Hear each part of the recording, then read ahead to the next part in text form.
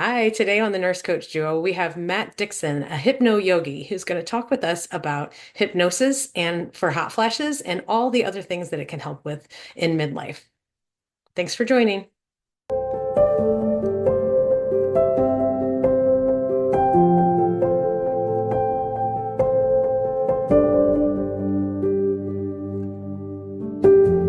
Hi, welcome to the Nurse Coach Duo. I'm Angie McGuire. I am owner of Coach Angie, one of the Nurse Coach Duo hosts. And I'm Jen Schroer, owner of Clarity Health and Wellness. And today we have Matt Dickson, the hypno yogi. So I'm going to give you a little rundown about Matt before we get started. You'll be excited to hear about him. So Matt blends hypnosis with yoga's ethical practices to help people break through anxiety, build confidence, and set boundaries. He's a married gentleman with and a dog dad. I think your dog's right behind you even. He's a sought after One of them. speaker and a creator of the Yin Yoga and Hypnosis fusion events, sounds so cool. Mhm. He leads workshops, private sessions, and conference talks on subconscious transformation. Whether Matt is working with individuals or groups, his approach offers a deep mind body reset, helping people rewrite their patterns and step into lasting change. Awesome. And welcome, Matt. Hey, Welcome, Jen. Matt. Thank you. Tthank you, Angie. Yeah, we're so Thanks for excited. having me. We're so excited to have you. Matt, as you know, Angie and I have this podcast or YouTube channel that is focused on midlife. And so we really wanted to talk to you because we think it's so fascinating. And something that a lot of people don't know is that hypnotherapy is actually recommended by the North American Menopause Society for vasomotor symptoms associated with menopause. Mhm. So we thought this would be a great avenue for us to kind of learn more about hypnotherapy and get you to tell us a little bit about what it is and what drew you to that as a career. So if you want to just start there and give us a little background about yourself, that'd be great. Yeah. So the last 17 years before I became a hypnotherapist full time, I was a personal trainer. Mm. And I realized that the mindset was a missing link in transformation. And hypnosis it helped me to take that to a different level. Like it was really more about the self-talk and the reframing, the body image and things like that, and handling stress, which was just a huge factor um, with getting people where they wanted to be. And most of my clients were women in their midlife, and so um, they just all thought like 15 or 20 pounds or however many was going to solve everything, and and I learned quickly that like zero there's zero correlation between body composition and body image. Mm. Mm. And so hypnosis really helped just conversationally with getting some of my clients past that. Wow, that's fascinating. Love this. Love this. All right, so just get into the basics. How does hypnosis Mm-hmm. work? Well, it works differently with everybody, meaning everybody has their own sort of path to their subconscious. Mhm. It's based on the model that um, there's a subconscious problem, and a subconscious problem is something that you like. Let's say that it's something that you already know the answer to. You know what to do. You know how to do it, but you're not doing it, and you just don't know why you're not doing it. That is a subconscious problem. That's what hypnosis can help with. So some people would refer to that as a block. I just have a block. I hear that a lot. And the it's kind of based on the model that the subconscious mind, which runs everything that you're not aware of, you know such as you could say your subconscious mind is the reason that you don't stab your face with a fork when you're eating. When you that you're able to get food in your mouth without even thinking about it. It's just all those things kind of on autopilot, and that the subconscious mind doing something that it believes it's protecting you, and it's not in rapport with the conscious mind. So if you think of a captain in a ship and a crew, the crew is a subconscious mind, the captain is the conscious mind, and the ship is the body. And the captain and the crew aren't in rapport. And that's when things are kind of going awry. So if they're, you know, the to go with that metaphor, the crew maintains the ship and does things, you know, the captain doesn't even, maybe doesn't even know about, you know, and then so the crew can send the signal to the captain like, hey, we're overheating down here. We need maintenance. We need rest. Can we stop? You know, we got to fix some things. And if the captain is, you know, what, maybe the captain doesn't even hear what the crew says, or the captain could be one of those captains who would be, you know, using the language like, no, I'll rest when I'm dead. There's, you know, I only have one speed, and that's, was about to cuss. And then, you know, like, I don't have a rear view mirror. You know, we have goals and rise and grind, you know, and so what happens there is, you know, maybe nothing, but then maybe the ship breaks, you know, the body gets sick. I saw it happen a lot, you know, in the fitness industry, people training like they're getting ready for the Olympics, and they're not getting ready for anything other than this war they have going on in their own, you know, and inside, you know, between their ears.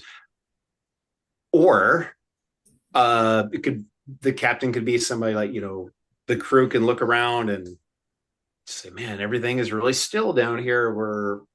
We're not even straining, you know. So, hey, captain, we're built to go 60 knots and we're only going 20 knots. Can we go? Let's go faster. Let's pick it up. And then that captain could be the type of captain who says something like, my great grandfather went 60 knots on a ship. They weren't even, you know, it was not supposed to sink. With the maiden voyage hit an iceberg. Have you ever heard of the Titanic? That's my family curse. I'm not doing that. No. And then so it just keeps going 20 knots, and the things that don't get used, they just kind of, you know, they deteriorate and they're no longer useful. So when the captain and the crew, hypnosis brings the two in rapport, where they're aware of each other, talking to each other, and changing things. What an interesting like imagery to use and like example of explaining that. So interesting. I hadn't thought about it that way. One of the things that I hear in my head is women who are maybe watching this going, oh no, this isn't my subconscious. It's really happening, right? Because we're, especially when it comes to like hot flashes. So I know that's not what you're saying, but I just want to bring that to it just as part of kind of a follow-up question is, you know, hypnotherapy has been proven to reduce hot flashes by like 80%. And it's the experience of them, right? So kind of help me understand how, with what you were just saying and how hypnosis works, how does that help us, the women, influence their body perception and regulation of the temperatures so that this physical thing that is truly happening to us, we actually can gain some control over? How does that work with hypnosis? Okay. So the hot flash, I believe, is a physiological response, and what hypnosis can do, along with yoga, the ethical practice of yoga, there's many tools within that, is it can regulate the nervous system in a way that can keep things as calm as they can be, which would, you know, radically either reduce the severity of a hot flash or the frequency. The frequency. Thank you. Yeah. And so there's also this. So the way it might work if the conscious and the subconscious are in rapport would be like, the hot flash comes up. And I saw this all the time, you know, with my personal training clients talking about their food log, you know, and things like that. But it'd be this kind of conversation like, oh, here's that, getting hot. I didn't do that thing Coach Jen told me to do. And here I go again. This is another thing I'm doing wrong. And oh God, I'm fat, and just, and all of that. And they go into story, and then they go into projection, and they go into attachment. And all these things, and they're living in the future with anxiety because now I'm not going to sleep, and now, which means I'm not, I'm not going to do this tomorrow, which means by Friday that's not going to work out either, and then they're living in like the past with, with regret and shame, and they're beating themselves up because they didn't do what their coach told them to do, or what they just knew they should do that, and they did. It's just awful. And then all of that stress, and you could say like the crew could be like, okay, I guess this is what we're doing here. Crank it up, keep going, because the subconscious mind does run everything, but it's also very childlike. So if it's like a child with like a 300 IQ, it doesn't have the critical factor going. And so it's not going to figure it out logically. And so through hypnosis and even like the ethical practice of yoga, the person, having the hot flash can stop and say, okay, I'm heating up. So, can start with like left nostril breath and start to bring that down. They have a relationship with their subconscious mind. And so then as they kind of feel themselves cooling just a teeny bit, just a tiny, tiny, tiny bit, then they can say, yes, subconscious mind, it's working. Keep going. Good, good, good. Talking to the subconscious mind, right? And then knowing that, kind of being present with, is it because I didn't do this one thing my coach told me, or is it, no, that doesn't make sense. Not just this one, I had an extra, Hershey's kiss. That's not the reason. That's not, no. And then it just kind of goes away, or to a point where it doesn't bother the person. Mm-hmm. I mean, so much of what you're talking about, I can relate to, and I've heard from clients just about, I think, the self-talk and the destructive, and so many things coming up, especially in midlife, and that, in our life, just through this transition, not only our hormonal transition, but life transitions, right? Yeah. If you're a mom, your kids are leaving the house, if you're, your body, is changing, you might be changing relationships. I mean, there's just so much going on. And so everything you are talking about just is fascinating and makes a lot of sense. And I'm so glad to learn more about what you do and Thank you. how hypnosis could or can help midlife women who are having hot flashes and cannot take hormonal therapy or choose not to take hormonal therapy, but it can actually be a therapy that can really help them. Can you tell us a little bit what like a typical hypnotherapy session looks like, or if someone's coming in for the first time? Because I think we all have this idea that it's just, I think that's from our cartoons when, these, as a Gen Xer, we're watching, I don't know. Scooby-Doo. Yeah, that's it. Yeah. Well, on the first session, it's more about finding out what the desired outcome is. And it essentially comes down to, how do you feel now and how do you want to feel instead? And then working with some like a little hypnotic phenomenon to figure out like how trancy they are. By trancy, I just mean like, are they a person who goes deep into trance or not? And incidentally, with whatever change is needed, or whatever they would go see, a hypnotherapist for, depth of trance means nothing. It means absolutely nothing. So I'm just trying to figure out the best approach. So, and the reason I do that is because if a person is,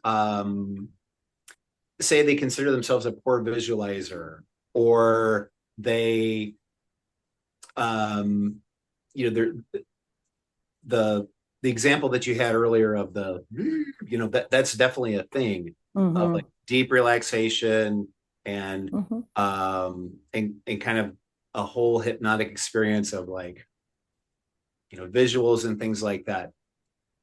some people just don't respond to that. Some people, you'll talk to them that way and they'll just dissect everything. Their critical mind will be going, they'll be bored, you know.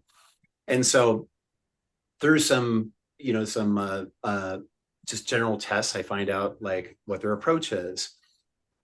And then I'll teach them a few things based in yoga for just dramatic stress reduction in the moment, something that can be done in the moment that you don't have to go somewhere to do. So like you think about like emotional freedom tapping, which is you're tapping different parts of your head, your face, and you're saying things like, even though I have this anxiety, I still deeply love and respect. And that's not something, if someone is having a problem in public, they don't want to draw attention to themselves. So I just teach them two things that work for nearly everybody, nearly every single time. And then if there's enough time left in the session, we go into like the trance work. I like to work with 3 sessions. And so then the next 2 sessions will be the trance work. And so a session is between 90 minutes to 2 hours. And I just ask them questions. How do you feel now? How do you want to feel instead? And then we go into the hypnosis. I'll maybe, there's inductions that I'll do, what an induction is essentially leading someone into trance. And trance is just a meditative state. It's just kind of like zoning out. And going through that. And then that can take, anywhere from 5 to 20 minutes, depending on the person, depending on the kind of experience they're having. But it's, no one ever leaves a session with me without feeling great. And that was the one thing between being a personal trainer and being, a hypnotherapist, like what I do now is I want every session to end like they just had a great check-in, a great way in. Love that. Yeah, I know, right? Who doesn't want to feel great at the end of it? For sure. I didn't realize that it could last that long. I mean, I know I've done some research on, how is it done with hot flashes, and it's guided in imagery of like cooling images and different ways of like bringing them into being able to regulate their own temperature. So when I first met Matt, Andrea, like when I first met him and he told me he's a hypno yogi, I'm like, oh God, I hope you're not doing them at the same time. Because I was like you thinking, well, you're going to put this person to sleep and you're going through yoga. So Matt, maybe tell us a little bit about that, how you combine the two, like whether it's at the same time, separate, and then obviously because you're doing things on Zoom, how that, how that looks. Well, I remember that conversation too. When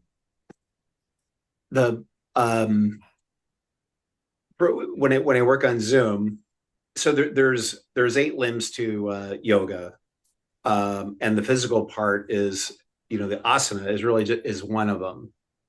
It's getting into elements of like, the elements like of earth, air, water, and the ethical practice of yoga, which is kind of based in,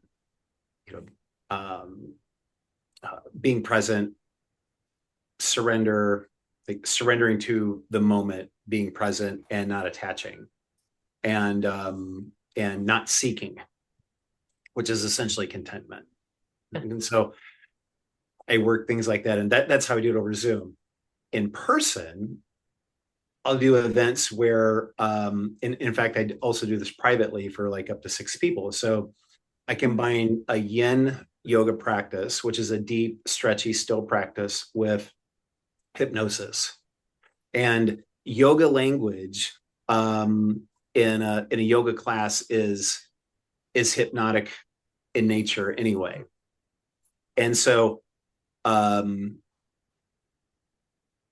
run like a yoga practice with languaging for whatever the specific outcome they want. And it's usually stress reduction and in confidence and things like that. And the way it looks is that, people come in, they sit up just like a yoga class, and I run it like a yoga class. I just change the language. Cool. And yeah, does that answer your question? Okay. Yeah. Mm-hmm. Yeah.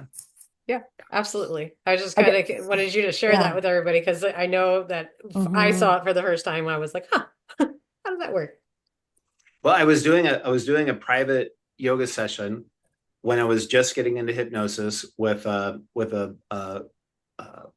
client that I've worked with for a long time. We have great rapport, and in fact, I had hypnotized her before, as I was learning and practicing, and she came in for us, like a private yin session. And I said, what do you want to experience today? And she said, just do your magic. These damn kids, I've got a headache, and she just wanted to relax. And so she just kept complaining about her headache. And as we're going through the practice, through the session, I was kind of, I could see it in her face. I could see her eyes roll a little bit. I was like, oh, she's in trance, And so I was just giving suggestions to release the headache, to release pain. And then when we finished, she said, my headache's gone. And I was like, oh, cool. And so that was how I figured out that could be something. Oh, wow. To do. Yeah. Nice. Yeah, I think, our listeners today I'm so glad you talked about that story, and also the idea that you'd like people to come in with a desired outcome, like that you want, but then also someone could come to you or come to hypnotherapy and just say, I just just do your, help me, you don't have to have something, I think, because that can cause stress for people, or for someone to try a new practice when they don't know exactly what to say. So I'm so glad that you just talked about both those scenarios of people coming to you. That's an astute observation too, because some people might know that they have this, the tool available, they have the resources to do it, but no, I don't want to do it unless I really need something. Right. And I saw that a lot as a trainer. I can begin to tell you how many people that I would just see out and about, and they would say, I'm definitely going to get training with you someday, but I got to get in shape first. And I would think, but I understand that, because they want to make the most of it. Yeah. Mm-hmm. I don't want to go to that restaurant. I don't, not to the 5-star one. I'm not all that hungry right now. Even so, let's say if it's a one-time chance to go, they're like, oh, I'm just not hungry. I'm not hungry. I'll get hungry if I'm going to a 5-star place, right? Yeah. but yeah, and a lot of what I do is also content free, which means you can come to me and you could say, I need help with something, and I don't even have to know what it is, and I don't want to tell you what it is, and then I can work with that. In fact, that's a lot of what I'm doing anyway. So it's not like a talk therapy thing. It's probably exciting to you, right? When someone just says, come on, let's do it. Do what you do. Do what you do. Yeah. It is. It's exciting, and it's motivating, because that's, as coaches, it's so valuable to have someone who shows up ready and willing. And hardly anyone's more ready and willing than someone who just says, I need your help. I don't want to tell you what it is, but help me. Yeah. And I just know I have trust, and we have rapport, and it's a wonderful feeling. It's just so motivating. Yeah. Well, one thing you said earlier today is, and we're nurse coaches, and how we work with people too, is that we believe that people really know what they need, right? And I love that. I love that about nurse coaching, and working with people to really figure that out with our guidance and partnership and keeping people accountable and building rapport. So it's a great thing to hear again for different therapies, right? That people can access. So, and then also I was thinking about all those super flashers. I know I can't wait to tell them about you. And I hope there's some listening today, because, people really are suffering from hot flashes. And they're so misunderstood. And so I'm so glad we've talked about that, and what that actually is. And really how hypnosis can help you become more aware of what's going to happen, but also really decrease the amount of hot flashes, right? Just by deregulating sort of the nervous system and getting in touch, more in touch.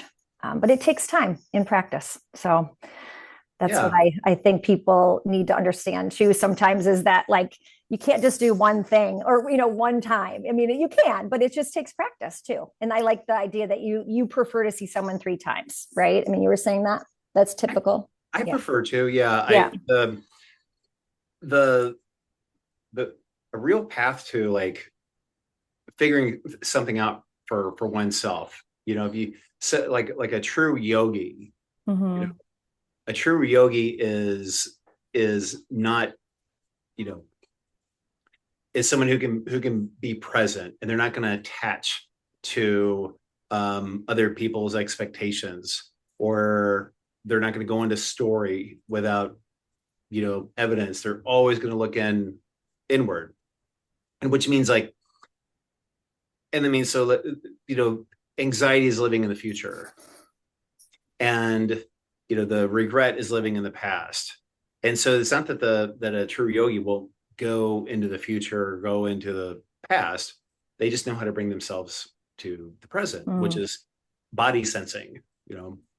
And I happen to believe that the body is the subconscious mind anyway. So but the thing is like, yoga is not designed to be a quick path. It's you're not supposed to figure that out anytime soon. And then it's true. So, but like hypnosis is intended to be extremely fast in comparison to like a talk therapy, so to speak. So, but the way that they work together is,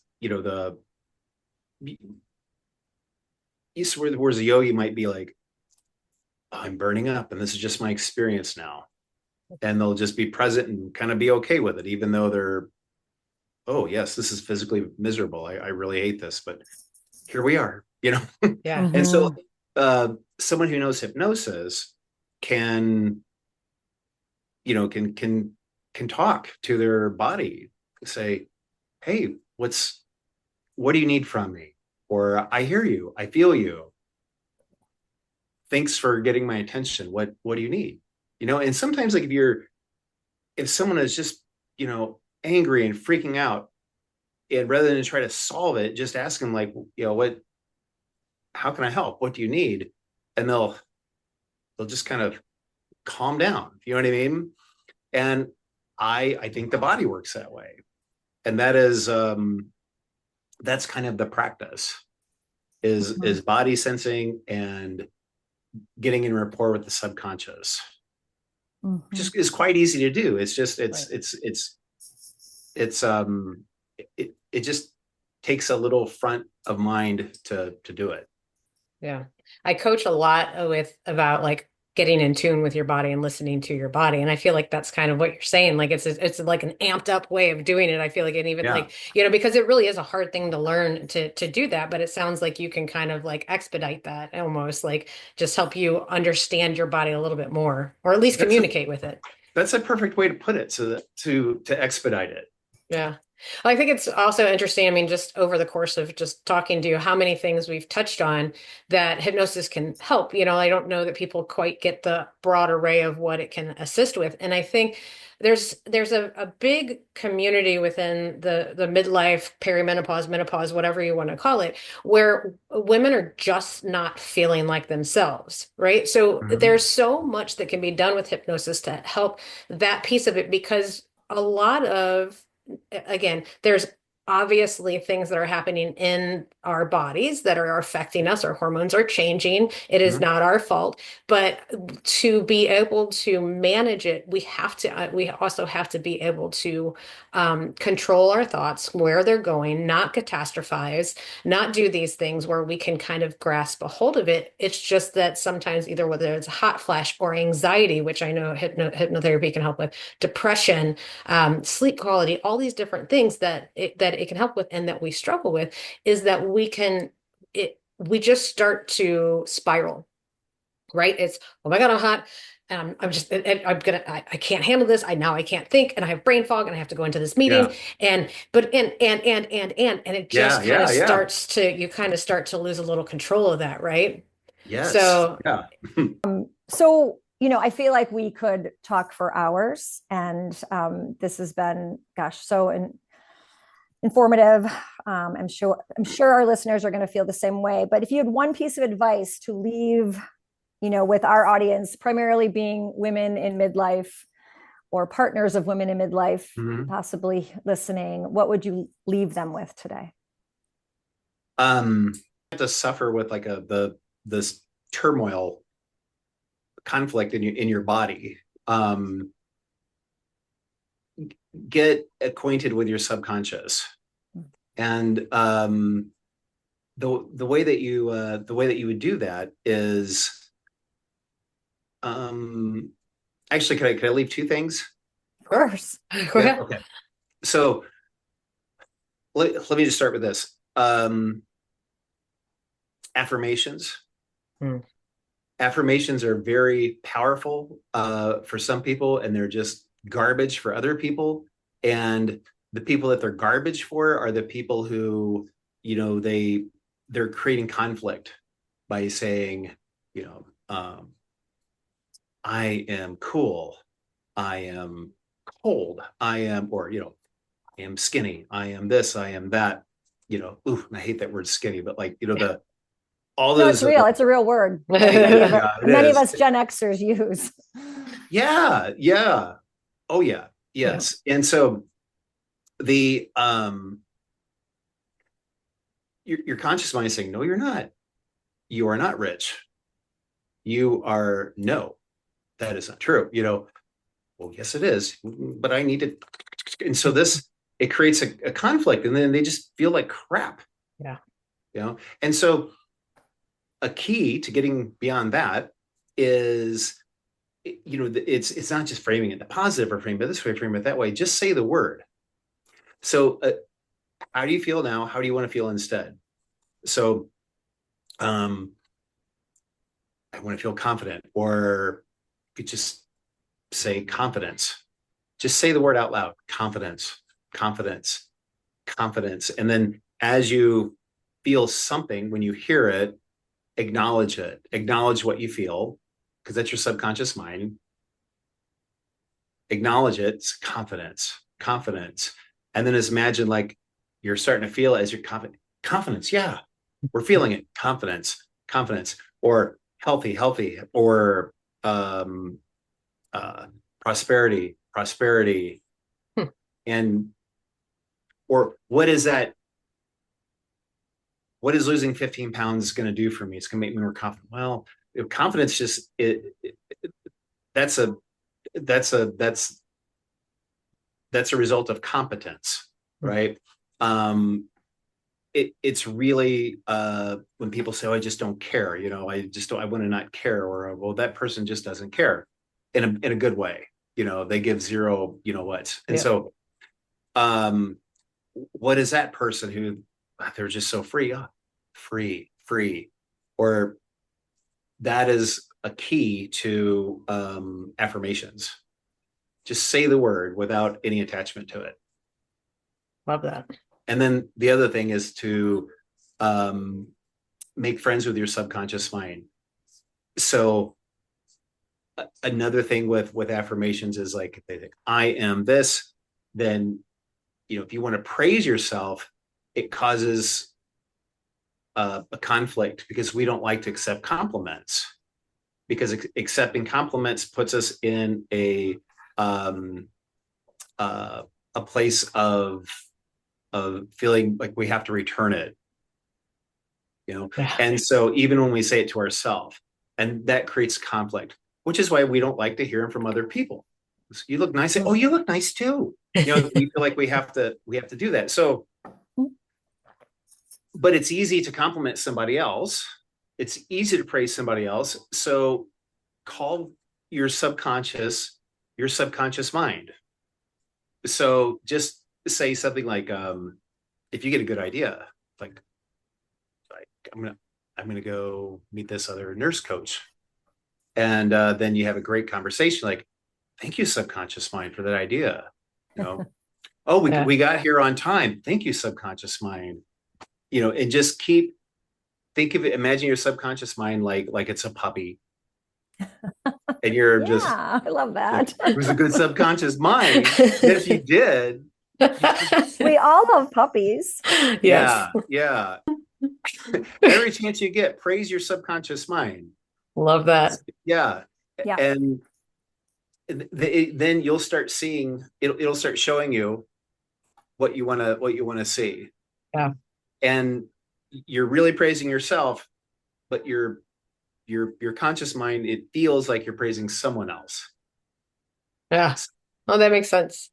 Oh man. Well, thanks, Matt. This has been awesome. I know that everyone's going to love hearing this conversation. It went in so many like directions, yet stayed in the same place at the same time. It was really just kind of fun to have the conversation and really understand how hypnotherapy can help really anyone, but we're just focusing on those women in the midlife. So I think we'll close here. I just want to say, if you like this episode, to please make sure you like and subscribe and so you don't miss any of the future episodes that we'll be having and tackling more midlife symptoms and issues, and giving you solutions that you can actually use.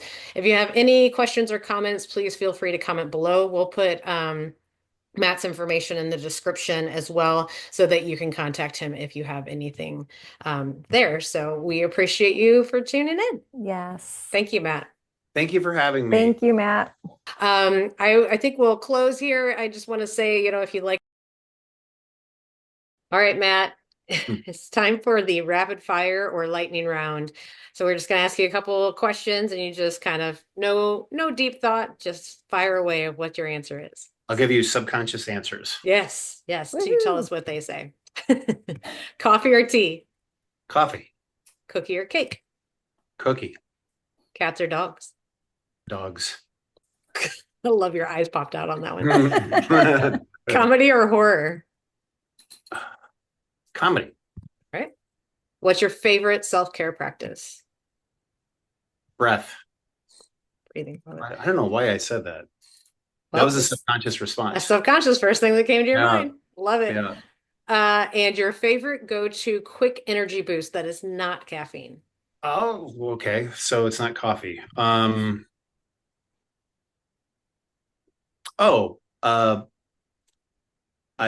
wiggle and make noise. Oh, so like gives you energy? Yeah, like a little shake. Yeah. There you go. Oh, I love that. That is a perfect way to end. Thank you again, Matt.